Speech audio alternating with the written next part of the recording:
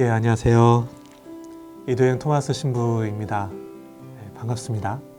지난번 그 가시 속의 장미 영상 이후로 이제 오랫동안 못 만났었는데 이렇게 만나 뵈서 반갑습니다. 채널 구독자분들 이렇게 만나게 되면 어떻게 보면 식구 같잖아요. 이제 영상 속에서 이렇게 만나게 되는데 이달의 책을 소개하면서 서로 그 책에 대해서 보고 느낌도 나누고 어떻게 보면 이런 통교를 할 수 있다는 것 자체가 또 이 시기에 참 좋은 기회가 되지 않나라는 생각을 합니다. 지난 영상에서 저희가 약속을 했었죠. 3분 정도를 뽑아서 시상을 해야 되겠다라는 말씀을 드렸는데 오늘 영상을 통해서 선정된 분들을 알려드리도록 하겠습니다. 이제 자막으로 나갈 거예요. 근데 자세히 보면 4분이죠.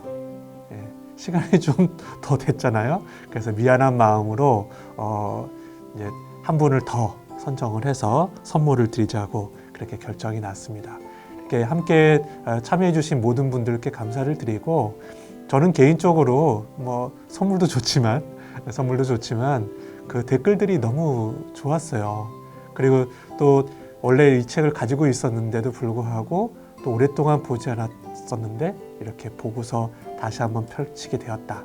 아니면 어떤 분들은 외국에서도 보게 됐다 하는 거 보면서 나도 저에게도 여러분들에게도 성장하는 계기가 된 것 같다라는 생각이 들어서 참 고마웠습니다. 예, 그 중에서도 기억에 남는 댓글들이 있었습니다. 잠깐 소개하는 시간이 있었으면 좋겠습니다.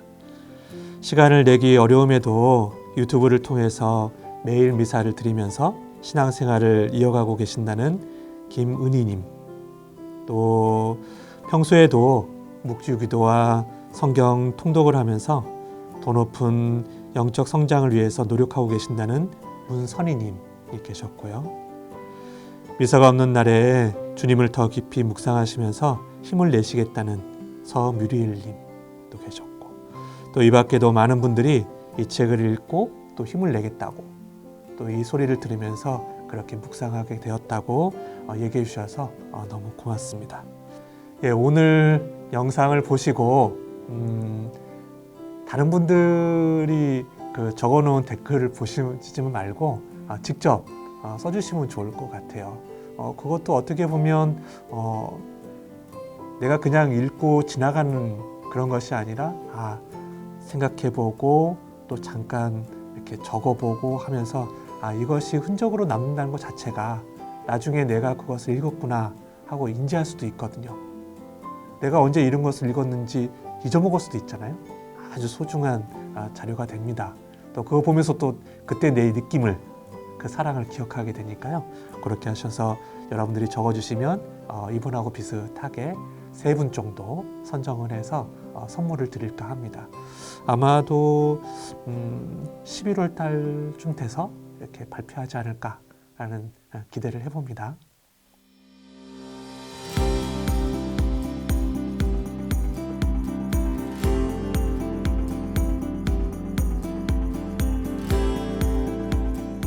오늘 여러분들께 소개해드릴 책은 자그만치 50년이나 가톨릭의 스테디셀러로 널리 읽혔던 무엇하는 사람들인가 라는 책입니다. 들어보셨나요? 예전에 나왔었는데 다시 책으로 이쁘게 재판이 됐습니다. 저도 읽어본 적이 있고요. 이 책도 제가 신학교 가기 전에 읽었던 책 중에 하나로 기억을 합니다.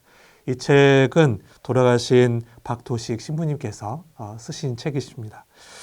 신부님께서는 우리가 믿는 가톨릭의 가르침, 보통 우리가 교리라고 이야기를 했잖아요. 2000년을 이렇게 이어온 이 가톨릭 교리를 이해하기 쉽게, 아주 쉽게 설명해 주시던 신부님이셨어요. 근데 이 책의 형식이 딱딱한 교리책이 아닙니다.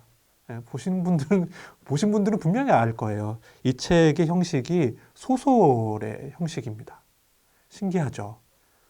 요즘에도 그런 형식으로 나오는 교리책은 거의 없는 것 같아요. 이 책에는 평소에 가톨릭에 이렇게 호감을 갖고 있던 물론 비신자겠죠. 송현철이라는 분이 산책을 하다가 우연히 성당에 가게 됩니다. 그래서 여기서 박도식 신부님을 만나게 되는 그게 처음이겠죠. 이 책은 무엇하는 사람인가 하는 이 책은 제4부로 구성되어 있습니다. 소개해드리면 하느님과 인간에 대해서 이야기하는 일부가 있고요. 그리스도교 신앙에 대해서 이야기를 나누는 2부가 있고 교회와 성사에 대해서 나누는 3부고요. 그리고 마지막으로 하느님의 계명과 영원한 생명에 대해서 이야기하는 4부로 구성이 되어 있습니다. 저도 이제 유아 세례를 받았는데 많은 분들이 유아 세례 받은 분들은 뭐 교리받을 때도 그렇고 당연하지 않습니까? 당연히 기도하고 그렇게 생활하는 게 맞는 거다라고 생각하지만 어느 순간에 질문이 올라와요. 마음에서도 이게 맞나? 아니면 이게 맞는 길인가? 실질적으로 다른 사람들은 다 고민해 가면서 찾아가는데 나는 왜 이게 그냥 당연하다고 지나갔지? 라고 생각하는 것들. 근데 고를 때는 누구한테 물어보기 이게 난감하거나 그랬을 때 저는 책을 찾거든요. 그 책 중에서도 이렇게 쉽게 누군가에게 대화하는 방식으로 건네주는 그 친밀한 그런 내용들을 찾아보다 보면 이 신부님이 지금은 돌아가셨는데 오히려 내 옆에서 차근차근 설명해주는 느낌인 거예요. 예, 끝으로 제가 이 책에서 이렇게 읽고 나서 좋았던 부분들을 여러분들과 함께 나누려고 합니다. 이 책의 내용을 들으시면서 나는 지금 어디쯤 걷고 있나? 또 어떤 시기를 걷고 있나? 또 내가 모르던 것은 무엇이고 점검하는 시간이 되었으면 좋겠고요. 모쪼록 이것들이 언젠가 나의 보물이 되어서 내 것이 되어서 누군가에게도 길잡이가 되는 신호등이 되는 여러분이 되기를 바랍니다. 오늘 영상을 봐주신 모든 분들께 감사드리고 이번에도 댓글로 여러분들의 감상을 남겨주시면 제가 꼭 열심히 읽고 거기에 답글을 달도록 노력을 하겠습니다. 십자가의 선물. 원조가 잃어버린 생명의 은총과 과성 은총을 다시 찾아주신 분이 그리스도라고 했었지요. 그렇습니다. 그러니 한마디로 십자가는 우리에게 생명의 은총과 과성 은총을 주었고 이것은 결국 인간에 대한 하느님의 사랑에서 나온 것이니까 우리는 십자가를 통해 사랑의 선물을 받은 것이죠. 그런데 신부님, 천국을 얻을 수 있는 생명의 은총과 죽지 않고 고통이 없으며 사욕이 없는 과성 은총을 실제로 받은 사람이 있습니까? 보세요. 그리스도가 이 세상을 떠난 지가 벌써 2000년이 넘는데 역사상 그리스도가 주신 은총을 받아 죽지 않고 고통도 받지 않았다는 사람이 있었다는 소리를 들어본 적이 없습니다. 그러니까 그리스도의 은총을 받았다는 가톨릭 신자 중에서 아직도 죽지 않고 수백 년을 살고 있다는 사람을 보지 못했다는 것이죠. 그럼요. 말만 무슨 은총이니 하지만 실제로 받은 사람이 없으니 말입니다. 그리스도를 믿는 사람 중에 한 사람이라도 하느님의 은총을 받아서 죽지 않고 고통 없이 천국을 얻은 사람이 있다면 너도 나도 모두 하느님을 믿겠다고 덤비지 않았겠어요? 그렇게 되면 하느님을 믿으라고 전교하지 않아도 단번에 성당이 꽉 찰 것이 아닙니까? 신부님? 그거 참 좋은 질문입니다. 나중에도 얘기하겠지만 가톨릭 신자가 되려면 세례를 받아야 합니다. 세례를 받음으로써 처음으로 하느님의 생명의 은총을 받게 되지만 과성 은총은 즉시 받지 못하고 죽은 다음에야 받습니다. 왜 그렇죠? 죽은 다음에 받으면 그게 무슨 소용이 있습니까? 여기에 중대한 이유가 있습니다. 그리스도가 구원 사업을 이루신 다음에도 우리에게 고통과 죽음, 정욕을 남겨주신 이유는 바로 인간을 사랑하셨기 때문입니다. 그러기에 우리가 희생할 수 있는 기회를 주신 것이고 지은 죄를 보속하여 천국에 갈 수 있도록 하신 것이죠. 정말 모순된 말이군요. 사랑하니까 고통을 준다고요? 그렇죠. 이해하기 힘듭니다, 신부님. 송구는 과연 사랑이 무엇이라고 생각합니까? 한번 설명해 보세요. 말로 설명하기는 좀 글쎄요. 서로 좋아하는 것 아닐까요? 그렇다면 진흙은 고무신에 들러붙기를 몹시 좋아하는데 그것도 사랑입니까? 그렇게 말씀하시면 곤란한데요. 곤란하다니요. 좋아하는 것이 사랑이니까 진흙은 고무신을 무척 사랑하는군요. 아니, 신부님 너무 그러지 마세요. 신부님은 사랑이 뭐라고 생각하십니까? 음, 사랑은 두 주체의 일치입니다. 즉, 다른 두 인격체가 결합되는 것이 사랑이라고 할 수 있습니다. 처음 듣는 말이네요. 그런데 사랑은 두 가지가 있어요. 첫째로 자기 자신의 이익을 위한 이기주의적인 사랑 또는 자기의 욕심만을 찾는 허영과 본능의 근거를 둔 사랑인데 이것을 보고 에로스라고 합니다. 둘째의 사랑은 자신을 바치는 헌신적인 사랑, 즉 희생을 전제로 한 사랑인데 이를 아가페라고 합니다. 이것이 곧 그리스도의 사랑입니다. 그러면 에로스보다 아가페가 더 좋은 것이군요. 물론이죠. 우리가 지향하는 사랑은 에로스가 아니라 아가페, 즉 자신을 주는 사랑입니다. 신부님, 두 인격의 결합이 사랑이라면 한 인격체로서는 사랑을 맛볼 수 없겠군요. 그렇죠. 사랑은 외톨이로 있을 수 없습니다. 사랑은 먼저 사랑할 상대를 찾습니다. 그런 후에는 자신의 전부를 아낌없이 그에게 바칩니다. 그렇기 때문에 사랑은 희생을 요구합니다. 희생 없이는 자신을 남에게 줄 수 없기 때문입니다. 그래서 어떤 사람들은 사랑은 쓰다고 하죠. 하지만 쓴 약을 먹어야 건강을 회복할 수 있듯이 쓰디 쓴 희생을 거쳐 자신을 고스란히 바침으로써 모든 것을 얻는 것이 사랑의 신비이기도 합니다. 신부님, 사랑이 혼자 있을 수 없는 것이라면 남녀의 결합인 결혼이야말로 큰 사랑이 있겠네요. 그렇죠. 그것도 아주 훌륭한 사랑 중에 하나입니다.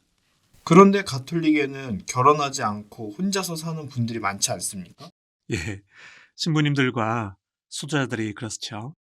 사랑이 그 두 주체의 결합이라면 그들은 사랑이 없는 사람들 아닌가요? 왜요? 결혼하지 않았으니까 말입니다. 많은 사람들이 송문처럼 남녀 간의 사랑만을 최대의 이상적인 사랑이라고 생각합니다. 물론 그것도 훌륭한 사랑이지만 그것이 절대적인 것은 아닙니다. 인간이 인간을 사랑하는 것, 즉 인간 간의 결합이 사랑의 전부라면 그는 아직도 영혼의 진리를 모르는 사람이죠. 앞서 종교에 대해 말할 때 이야기했지만 우주의 창조자, 인간을 초월한 하느님과의 사랑의 관계 안에서만이 최대의 진리와 행복을 얻을 수 있습니다. 그러므로 사랑도 하느님과의 연결이 없으면 아무런 가치가 없고 순간적이고 허무한 것이 되고 맙니다. 세상의 많은 남녀들이 사랑을 속삭이지만 그들이 바라는 행복을 얻지 못하고 얼마 못 가 그 사랑이 끝나버리기도 합니다. 여기에 이유가 있는 것입니다. 말하자면 세상의 사랑은 결실이 없는 사랑입니다. 신부님, 왜 그럴까요? 사랑은 자신을 송두리째 바치는 것이지만 그렇게 함으로써 모든 것을 얻는 것이 또한 사랑의 신비이기도 합니다. 다시 말해서 사랑이란 무한을 소유하기 위해 유한을 주는 것입니다. 그러므로 우리가 바라는 사랑의 대상이 무한한 것이 아니라면, 그럼에도 그것을 위해 나 자신을 전부 바친다면 그 결과는 마치 열매를 맺지 못하는 꽃과 같은 것입니다. 그런데 세상 사람들은 어떤 잠정적인 피조물에서 무한을 얻을 수 있을 것이라고 착각을 합니다. 신부님, 좀 더 구체적으로 말씀해 주세요. 이해가 잘 안 됩니다. 그럼 이야기를 들어보세요. 철이는 영희를 무척 사랑했습니다. 영희도 철이를 무척 사랑했죠. 철이는 영희에게 사랑을 받는다면 정말 영원히 행복할 것이라고 생각했고, 영희도 또한 철이와 같은 생각을 했답니다. 그래서요? 둘이 결혼했나요? 그렇죠. 사랑은 두 인격을 결합시키는 것이니까 사랑이 강해질수록 둘은 떨어질 수 없었습니다. 이제는 죽어도 같이 죽어야 하는 운명이 되었으니 결혼하지 않을 수 없었지요. 그래서 둘은 결혼이라는 형식을 통해 결합되었습니다. 그들에게는 행복이 싹트기 시작했죠. 그런데 이게 웬일인지 6달이 못 가서 이혼하겠다고 야단입니다. 죽을 듯이 사랑하던 그들 둘 사이에는 사랑이 아니라 이제는 차디찬 얼음덩이가 가로놓이고 서로 보기도 싫어졌습니다. 신부님, 요즘에 그런 일이 너무도 많은 것 같습니다. 결혼을 약속할 땐 미칠 듯이 좋아하더니 얼마 안 가서 그것이 깨어지는 걸 보면 어떤 때는 결혼하기가 두려운 생각도 듭니다. 그런데 그렇게 되는 이유가 뭘까요? 글쎄요. 이유는 간단합니다. 영희는 철이를 마음 깊이 사랑하니 그를 소유하면 무한한 행복을 얻으리라 생각했지요.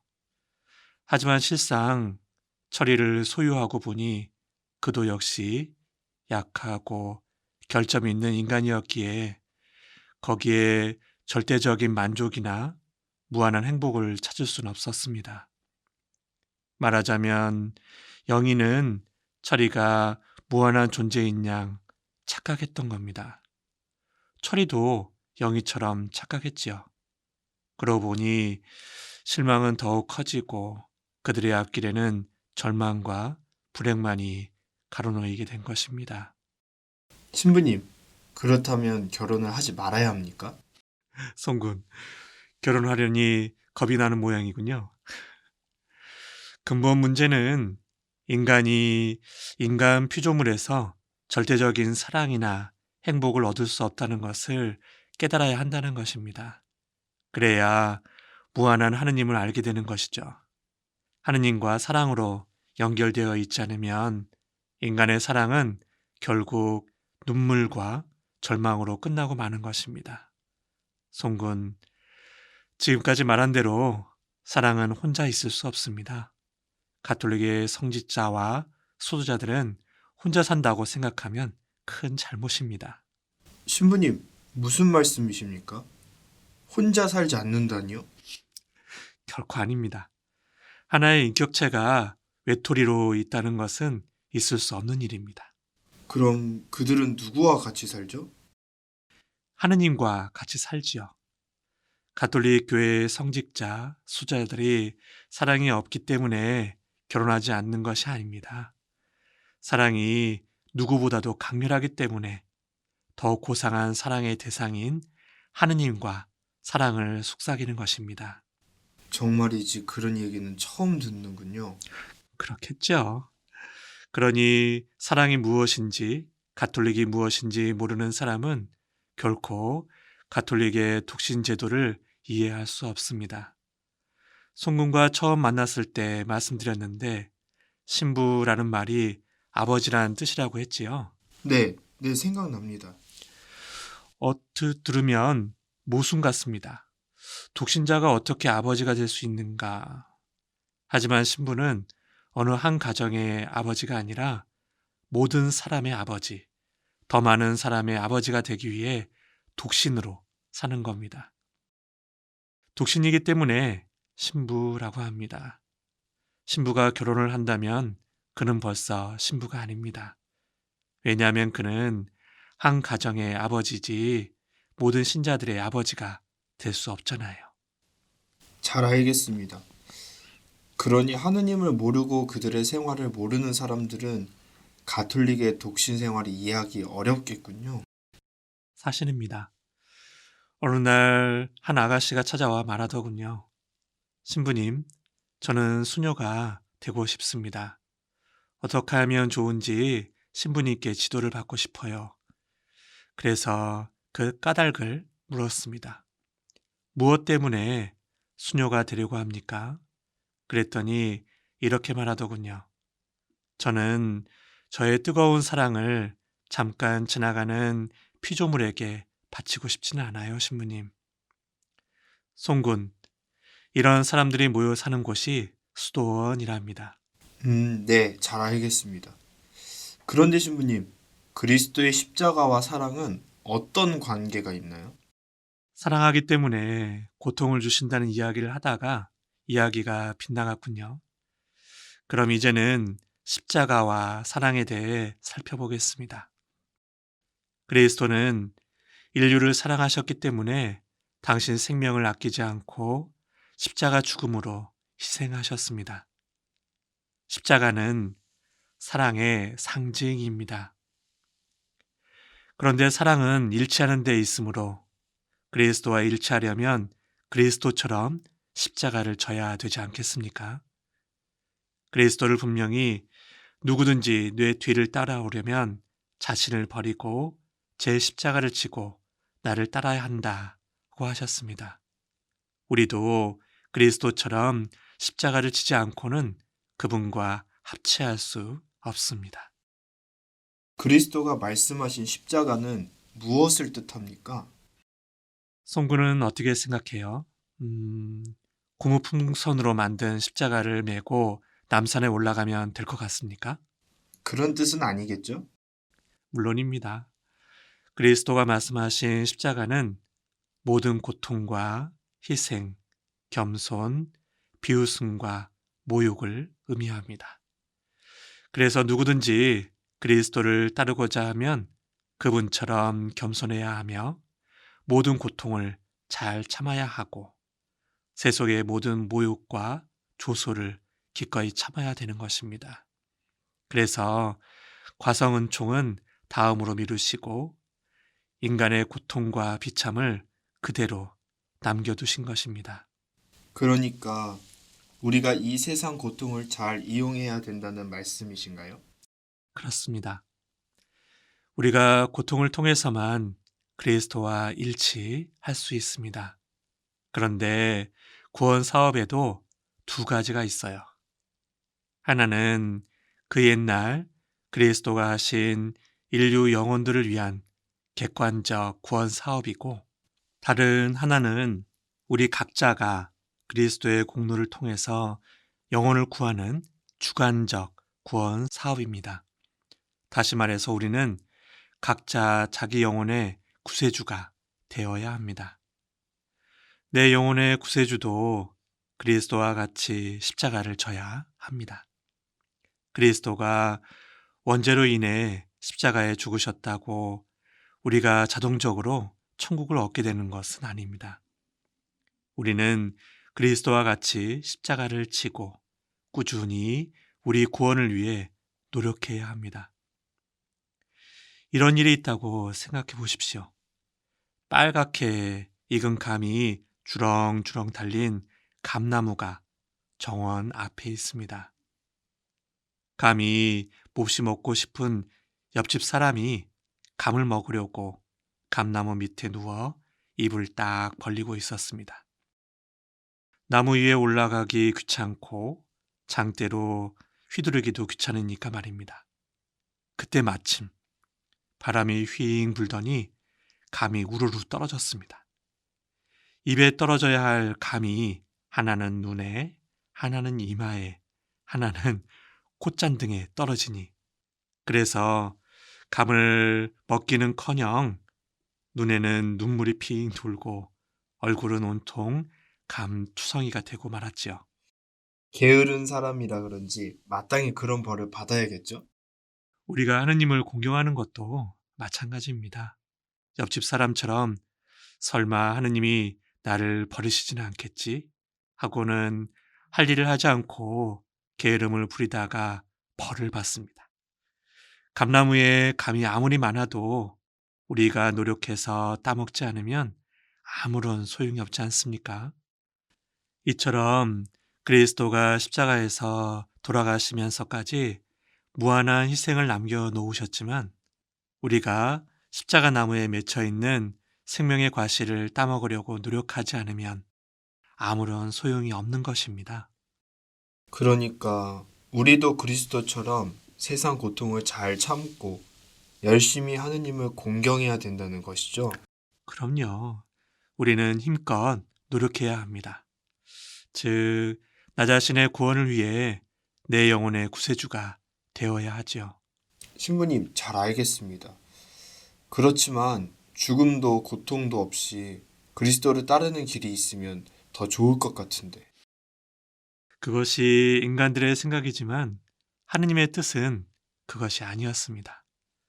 사실 고통을 통한 하느님 공경이 더욱 가치가 있는 것입니다. 생각해 보세요. 세례를 받자마자 과성은총을 받아 죽지도 않고 고통도 받지 않으면 어떻게 될까요? 송군이 말한 대로 너도 나도 하느님을 믿겠다고 할 테니 그런 믿음이 무슨 가치가 있겠습니까? 한마디로 그리스도가 세상에서 고생을 하셨으니 우리도 마땅히 고생을 해야 한다는 말이죠. 그렇습니다. 그리스도가 우리 죄 때문에 고통을 받아들이셨듯이 우리도 우리 자신의 죄를 보상하기 위해 고통을 감수해야 합니다. 신부님, 그리스도의 정신은 사랑이라고 하셨는데 그 사랑은 얼마만큼 큰 것일까요? 글쎄요. 사랑은 기계로 측정할 수 없으니 잘라서 말하긴 어렵겠죠. 하지만 그분이 십자가에 죽으시기까지 인간을 사랑하셨으니 그 사랑은 우리가 생각하는 이상으로 무한한 것입니다. 우리가 그 그리스도의 사랑을 알아볼 수 있다면 얼마나 좋을까요? 문제는 그것이지요. 그런데 송군, 어머니의 사랑이 얼마나 큰지 말할 수 있겠어요?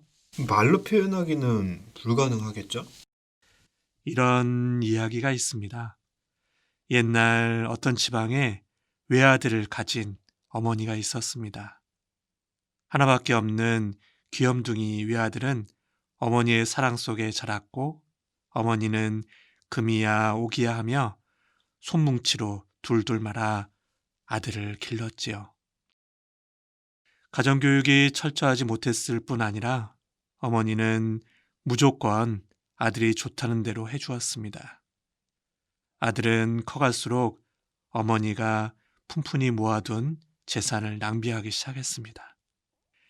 시간이 지남에 따라 재산은 다 탕진되고 드디어 집을 떠나 방탕한 생활을 하기 시작했어요. 갖은 죄악을 범한 아들은 마음이 악할 대로 악해졌습니다. 그는 마지막으로 폭력 조직을 찾아가 조직원으로 받아달라고 애원했습니다. 그때 두목은 한 가지 조건을 내세우며 그 조건을 수락하면 받아주겠다고 했습니다. 그리고 두목은 시퍼런 칼을 한 자루 내주면서 이 칼로 내 어머니의 가슴을 찔러 그 안에 있는 심장을 빼오라고 했습니다. 어이가 없다는 듯 두목의 얼굴만 물끄러미 쳐다보는 그를 향해 두목은 말했습니다. 어머니의 심장을 뽑아올 만큼 잔악한 인간이 아니고서는 결코 우리의 동료가 될 수 없단 말이다. 아들은 그 즉시 칼을 가슴에 품고 집으로 달려갔습니다. 정신이 나간 모양이군요. 어머니는 집 나간 아들을 돌아오기만을 기다리고 있었습니다. 바람이 불어도 비가 와도 눈이 와도 날씨가 더워도 추워도 단잠을 이루지 못하고 언제나 아들 걱정만 했습니다. 잠도 못 자고 먹지도 못해 고치고치 여윈 가엾은 어머니는 아들이 돌아오기만을 기다리고 있었습니다. 어느 날이었습니다. 그날따라 아들이 더욱 그립고 마음이 괴로웠지요. 그런데 저 멀리서 어떤 청년이 자기 집을 향해 정신없이 달려오는 것이 보였습니다. 어머니는 혹시 아들인가 하고 유심히 살핍니다. 점점 가까워지자 눈에 익은 얼굴. 아, 내 아들. 기다리고 기다렸던 아들이 틀림없었습니다. 어머니는 신발도 신지 못한 채 맨발로 아들에게 마주 달려갔습니다. 죽었던 아들을 찾은 듯 기쁨에 넘친 어머니는 아들을 덥석 안고 말 한마디 하지 못하고 눈물만 흘렸습니다. 그때였습니다. 아들은 어머니가 아니라 산돼지를 만난 듯 말없이 두 눈에 불을 튀기면서 가슴에 품은 칼을 뽑아 어머니 가슴을 찔렀습니다. 어머니는 피투성이가 되어 쓰러졌습니다. 아들은 그의 목적을 이루었다는 듯이 어머니의 심장을 뽑아 두 손에 쥐고는 뛰기 시작했습니다. 아무리 악한이라도 어머니의 심장을 뽑고는 마음이 태어날 수가 없었지요. 정신없이 동네를 지나고 산모퉁이를 돌고 들판을 지나 핏자국을 남기면서 달리고 있었습니다. 이윽고 작은 개울을 건너게 되었습니다. 아차! 아들은 발을 헛디뎌 쓰러졌습니다. 그러면서 어머니의 심장을 떨어뜨렸습니다. 어머니의 심장은 떼굴떼굴 저 아래로 굴러 내려가고 있었습니다. 그때였습니다. 굴러 내려가던 어머니의 심장에서 말이 들려왔어요. 얘야, 너 다치진 않았니?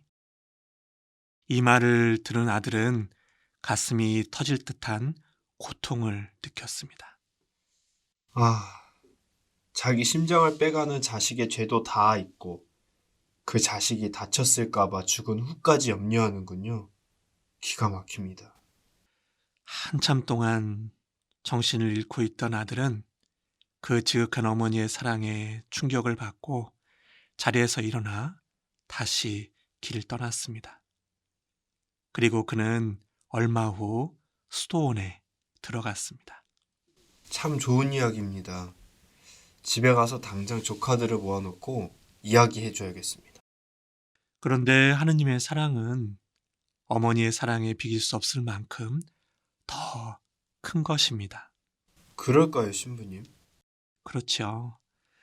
들려준 이야기에서는 인간인 어머니가 돌아가셨지만 십자가에서는 하느님이 돌아가신 것입니다. 그분이 하느님이시기 때문에 조그마한 고통이라도 무한한 가치가 있는 것입니다. 십자가의 선물은 우리에게 다시 없는 사랑의 선물입니다. 죄 없는 하느님이 십자가에서 피를 흘리시는데 잠자코만 있겠어요? 어머니의 심장을 뽑은 아들이 어머니의 사랑에 감격했듯이 우리도 그리스도의 사랑에 감격하고 보답해야 합니다. 그러니까 세상 고통을 그리스도를 위해 잘 참고 견뎌야겠군요. 그럼요. 아들에게 심장을 빼앗긴 어머니가 얘야, 너 다치지 않았니? 하고 말했듯이 그리스도는 십자가에서 아버지, 저들을 용서해 주십시오. 저들은 자기들이 무슨 일을 하는지 모릅니다. 라고 말씀하실 정도로 인간을 사랑하십니다. 그런데 인간이 하느님을 십자가에 못 박아 피를 흘리게 하고도 무감각하다면 그는 나무 토막이 그는 나무 토막이나 돌덩이에 지나지 않을 것입니다. 우리는 어떤 번민이나 괴로움이 있을지라도 십자가에서 위로를 얻을 수 있고 희망을 얻을 수 있습니다. 십자가야말로 우리 그리스도인 생활의 중심이 아닐 수 없습니다. 십자가의 의미가 어떤 것인지 조금 이해가 됩니다.